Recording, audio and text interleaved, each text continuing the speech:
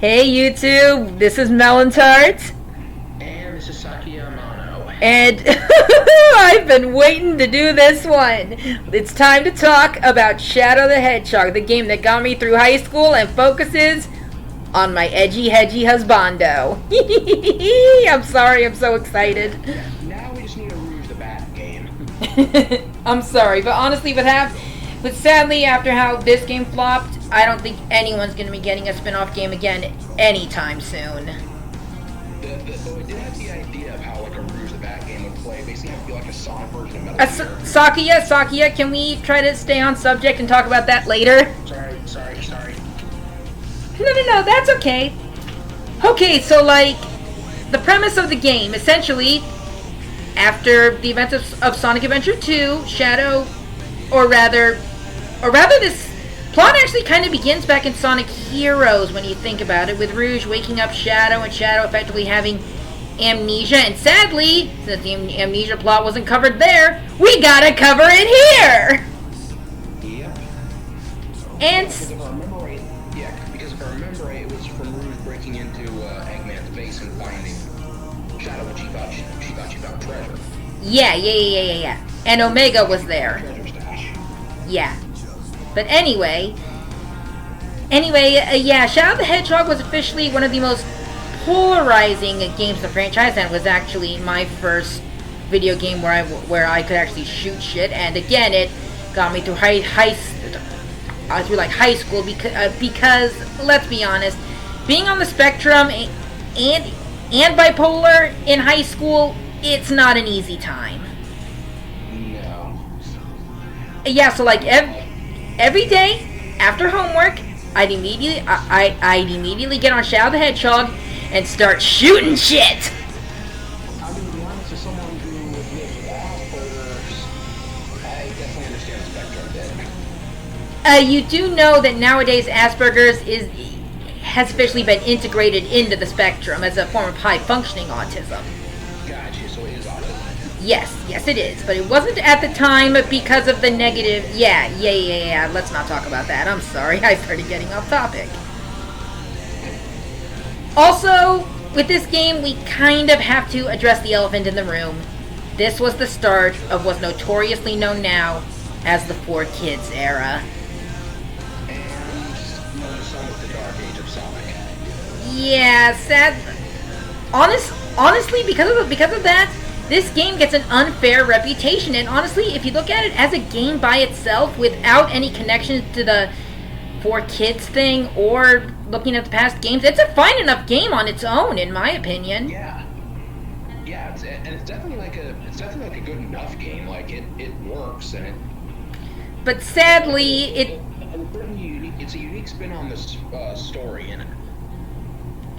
But I'm getting a little ahead of myself, but it's okay. It's okay. Go ahead. Finish what you have to say. I personally loved about the game is the branching narrative. Thank you. Somebody else enjoy that. Finally, everybody I talk to about this hates that. Thank you. And so, anyway, I guess we should honestly start with the villain of the game, Black Doom, voiced by Goku himself, Sean Schemmel. Which, speaking of Sean Schemmel, I absolutely have to say this. Holy shit, was some of the 4Kids casting just off. Yeah, like again, it's weird. I don't know if one call it worse for the voice of Rouge, Kathleen or Lonnie, because Lonnie didn't do that weird hooker who smoked a lot. Well, Sakuya, we should probably save that for tomorrow when we talk about Sonic 06. Yeah. However, honestly, to me, Jason Griffith as Shadow, he nailed it. I love Jason Griffith as Shadow. He was perfect. Not. Also that infamous meme line, where's that jam for chaos? Oh yeah, even Kirk still acknowledges it, and that's amazing. And he has staying power and he can create memes. True, unless you're Sonic 06, in which case you can't die fast enough. Yeah, but to be honest, some of the memes, some of the memes kind of suck from Sonic 06, but at least where's that will give you some laughs. Yeah, but like, for now, let's actually focus on this game. We'll talk about Sonic 06 in the next review. But yeah, like I said, I definitely like the branching narrative of the game. Like, I feel like it was a unique concept, but I felt wasn't really explored enough. Oh yeah, but like, there's actually like one main issue that everybody has a problem with involving the branching narrative, and we'll talk about that when we discuss the final story. For now, let's actually talk about how bullshit some of the missions were, and it's one mission in particular that every time I go back to it, I can't stand it. It's essentially hunting down all the artificial chaos on the Ark with Maria as your partner. Yes, that mission was a mistake. Yes. And my least favorite one was one in that Matrix-like level SPO. That one wasn't that bad. Honestly, the bomb mission in that same level is what really sucks to me. Yeah, and it's fine if you have to try to do it without, while trying not. For me, what was annoying was that you have to do it while trying not to kill enemies. Granted, you didn't fail if you did, but it's like at the same time, if you kill the enemies, you're filling up your dark gauge, and it's like, then why are they even here? Yeah, exactly. Also, sadly, I think Shadow the Hedgehog slowly began the decline in human models. Yeah, because to be honest, and granted, another game is very far back, but we'll get that one when we get to it. It was really Maria. I think Maria had the worst model. Yeah. It just looks kind of muddy. It was really the eyes. Her eyes were just way too big, I think. I get that they were like recreating the Sonic Adventure 2 human style, but at the same time, that worked for those graphics. Sometimes with these graphics, you gotta rework a few things. Yeah, exactly. And speaking of the models, is it just me, or were the models way too shiny? Even when they were in the dark, they were way too shiny. Yeah, I noticed where it's like I saw like the light reflecting off shadows, Quills? quills, yeah. And I was like, wait, is Shadow made of latex? Oh yeah, like, that's a problem with everybody in the game, I think. Except for Black Doom, where Black Doom's the only one who isn't overly shiny. Yeah. And I noticed even levels where like you have like Rouge your partner, or like with low on Rouge's head. yeah. Also, there's like one subplot which was on the branching paths that was really intriguing, even if it's ultimately brought up as a throwaway line during the final boss. It's the whole Shadow Android subplot. Oh, that one? Yeah, that was really interesting. Like, Shadow questioning, am I real or am I a robot? I liked that idea. Yeah. And then there's also, speaking of the androids, the multiplayer mode is also kind of fun. Oh yeah, that was good. Even though my sister always cheated by going for the Shadow Android that already had a gun. Yeah, that's cheating, I think. Yeah, but that's the thing, it was kind of unfair to those who chose, like, the red or gold Shadow one. That's the other thing. I do wish they had the option to play the partner characters in the multiplayer instead of just Shadow Androids. Well, with that line from Sonic, it does kind of explain it, with Sonic essentially saying that he wouldn't be caught dead carrying a gun. Yeah, which kind of says that, like, your AI. That's the other thing. I wish some of the other partners actually used weapons. That would have been really helpful. Oh yeah, like, especially Espio. Espio is a ninja. Let the guy throw a shuriken like he did back in Sonic Heroes. Let him do that. Or like, Rouge works for guns, so why not give her clearance to use guns? Yeah, that's true, but then again, we would get a sexualized female character using guns later, and we all know how well that turned out. And I was gonna say, she probably turned out to be like another Lara Croft. I was actually thinking Samus, but anyway. Looking the original, like, 90s Lara Croft, and you'll see what I'm talking about. Oh no, I know. Let's get back on topic. Yeah.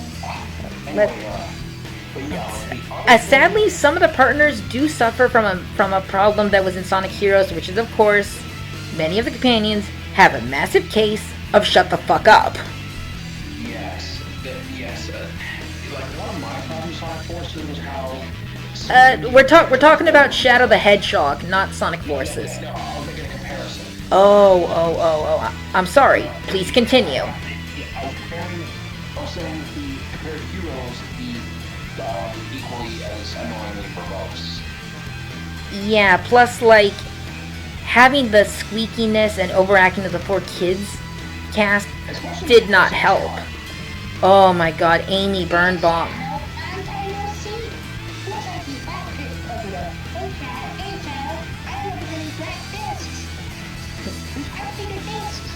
Yeah, sadly, once again, some of this casting was a mistake, but some of it was spot on. Like, since like we're not gonna see like the Chaotix cast again, honestly, only one of the Chaotix was perfectly cast, and that was Espio. Exactly, Espio was the one Chaotix they got right. And it's like, Vector, why did they pick that voice for you? Exactly, which in itself spawned another meme. Find the computer room! Ugh, that was annoying. Yeah, sadly that became a thing. Thanks, 4Kids. Oh yeah, by the way, let's talk about some of the final battles, because, like, some of them expected you, like, to do things you couldn't possibly know to do. Yeah. Namely, Sonic versus Diablon. I think that's the one fight nobody likes. Would you agree to that? Oh, yeah. Though, to be honest, I did... Even though he was kind of an easy fight, I found Black Doom kind of annoying. Especially having her on guard, swift strike every, like, 10 seconds. Oh yeah. Although, like, to me, like, the one annoying part of the Black Doom fight is that when he moves, he turns invincible. That's not fair. That is not fair. It's like you don't get iframes when you're doing a certain attack, so why should he? Exactly. Especially since, as we learned... Sakuya, can you let me finish, please? Sorry. It's okay. Especially since, as we learn later, Shadow has Black Doom's blood in his veins, so therefore, either they should cancel each other out, or they should both have those invincibility movement frames. Yeah, my favorite of those story boss fights was the slot machine boss that Eggman has. Oh yeah, that's a good one. Even if it is insanely easy once you know what to do, and some of its stuff is like, why does this exist? And it's like, what was so fun is that it was a fight that encouraged you to be aggressive. Oh yeah. Well, like oh yeah, like the Sonic Diablon fight, that was like, wait for your chance to strike. But the question is, when is the time to strike? And Sonic's coming after you at the same time. It's like Ornstein and Smo on steroids, I think. Yeah, and actually, like, like with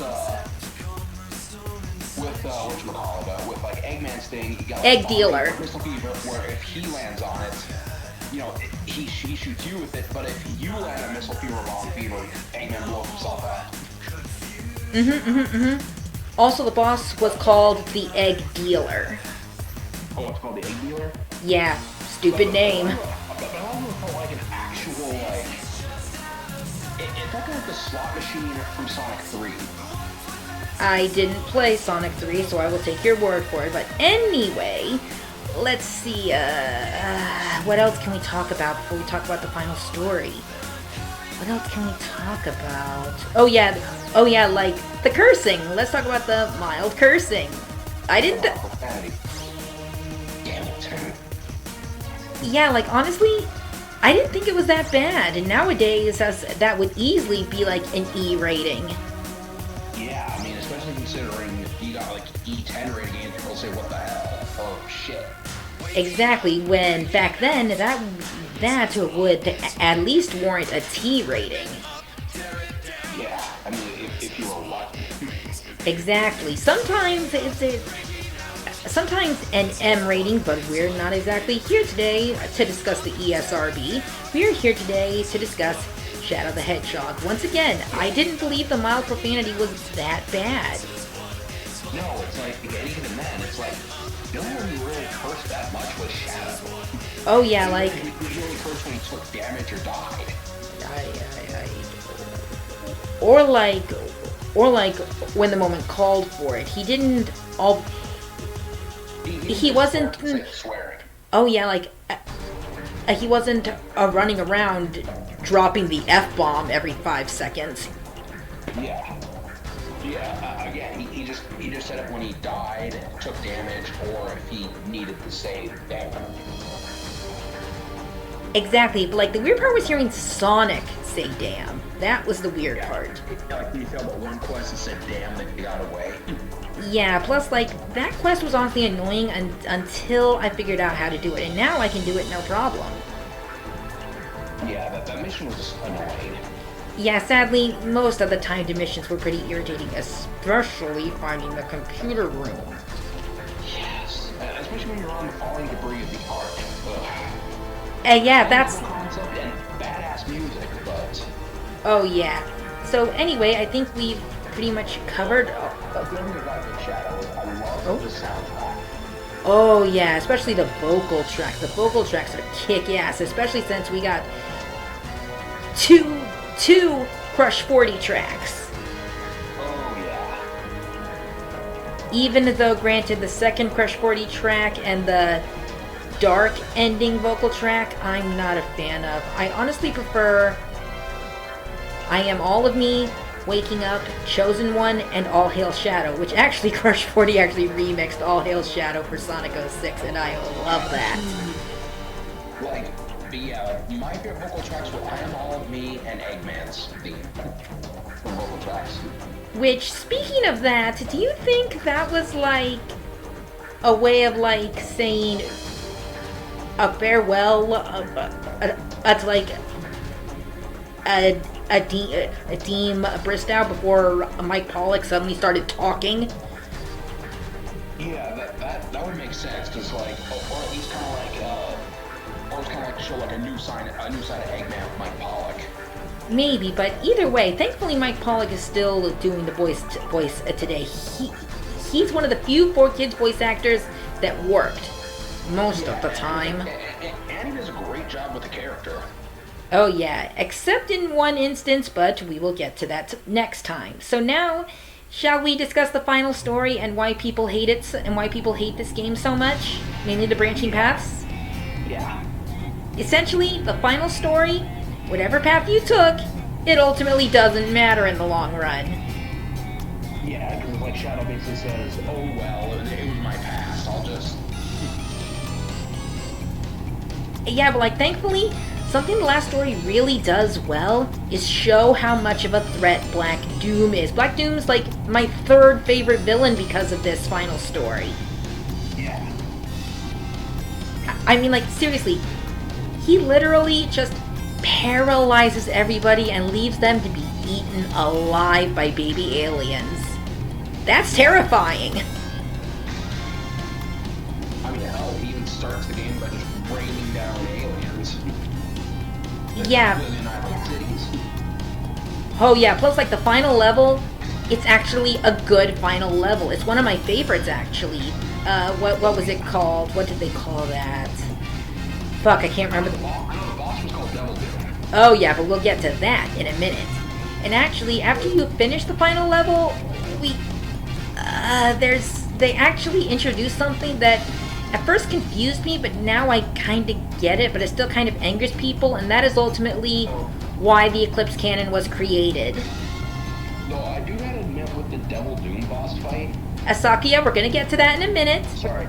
Can we... No, it's gonna put you at least from that comments. Yeah, sorry, we're not there yet. Anyway, like, the idea that this weapon that was originally feared like 2 games ago was originally meant for good, that is a great idea. Yeah. And it shows like Gerald's insanity. Exactly, that Gerald was genuinely a good person until Gunn pushed him too far. Yeah, and it's like it's kind of tragic seeing, what became of him. Yeah, but honestly, like the entire there's this thing Gerald says that essentially Shadow's destiny is to ultimately destroy the Black Arms, when Sonic Adventure 2 stated that he was created to essentially cure all diseases. So really, which one is it? Yeah. That's honestly the one thing that bugged me. Yeah. But thankfully, Shadow does what he does best. He gets up and he kicks ass. And speaking of which, let's talk about Devil Doom. Let's talk about it. I gotta say, design-wise, he was vastly different from what I would have imagined for a design. Oh yeah, he's like easily cool, easily a million times cooler than the Metal Overlord in Sonic Heroes. But I gotta be honest though, again, he actually looked different from what I would have originally pictured him as looking like, the name like Devil Doom. What were you expecting? I'm genuinely curious. Tell me. Like you've seen the Balrog from Lord of the Rings, right? Yeah, that terrifying thing which essentially killed Gandalf and traumatized Frodo. I would have expected Devil Doom to look like a Balrog version of Black Doom. Fair enough, but at the same time, this is Sega, and like they got to be careful with how much they traumatize kids. Yeah, but it's like that's just kind of what I would have imagined with a name like Black Doom. Fair enough. And also, since we're on the final fight, Sakuya, since we're on the final fight, we do have to essentially discuss the bullshit resolution for the Shadow Android subplot. And honestly, it's really stupid with how they did it. Oh, yeah. Are you familiar with how they did it? I'm trying to remember if it's been years since I played this. Okay. Let me explain. Essentially, if you literally drag out the boss fight for like 10 to 15 minutes, Eggman randomly chimes in, essentially, to say that it was a lie. Who drags out a boss fight that long just to learn that? Yeah. I personally believe that once you're like 3/4 of the way through the health bar, then Eggman should have chimed in with that. Yeah, not to take too long to beat the boss. Exactly. Like, I think that would have been like a million times better. It would have wrapped it up, and Shadow would finally understand. Okay, I was crazy. I am the real Shadow. Let's finish this. Yeah. And thankfully, Shadow does finish it. And of course, in glorious CG, he literally teleports. He literally chaos controls the Black Comet up into space and uses the Eclipse Cannon for what it was ultimately meant to do: blow up the Black Comet. Sonic and his friends are all safe, and of course, everyone sort of gets a final line. The president officially decides, okay, we're okay, even though Gerald officially tried to kill all of us, let's honor him instead. And of course, I'm sorry, finish what you were saying? Was kind of cool to see Shadow beat the Black Comet into space like an absolute boss. Absolutely. Do you see why I love this Hedgehog? And the game ends with Shadow tossing away a photo saying, "Farewell, Shadow the Hedgehog," which confused me at the time, but now I get it. He is finally moving on. Even though, granted, I think Sonic 06 was that final moving on, but we will get to that. And that was Shadow the Hedgehog. Final thoughts. I still love this game. I don't care what people say. It's better than everyone gives it credit for. Exactly, like everybody like prejudges. Oh, these are the 4 kids days. It's the start of Sonic's downfall. No, if you look, Or they try to say that, oh, it's such a dark and edgy game. guys, Shadow is an edgy character. He needed a game to match that edginess. I don't see what the problem is. But at the same time, I will admit that some elements were just a bit too over the top. There were moments that needed to be toned down just a little bit. Yeah. Overall, if you're a Shadow fan like I am, I'd say give it a try. Judge it as a game on its own, not just as like a Sonic game or a continuation of Sonic Heroes. I'd say judge it as a game on its own. Sakuya, your final thoughts? I'll definitely have to agree, and it's like, definitely ignore what a lot of those reviews say and just give it a shot. You know, the worst that can happen is you don't like it. Sakuya, you just said ignore all those reviews. We're reviewing it. Well, ignore what everyone else says about it. You know what I meant. I'm sorry I had to be a smartass. Anyway, next time we're gonna be looking at one of the most critically panned games of all time, and we're gonna have another guest. Yeah, we're gonna have another guest with us. We are getting guests left and right for these games. People really want to give their 2 cents. Anyway. Let's see, running guests like a Dark Soul flavor gives you invasions. Anyway, I'm Melon Tart VA. And I'm Sakuya Amano. And we'll see all of you tomorrow with Sonic 06. Bye-bye.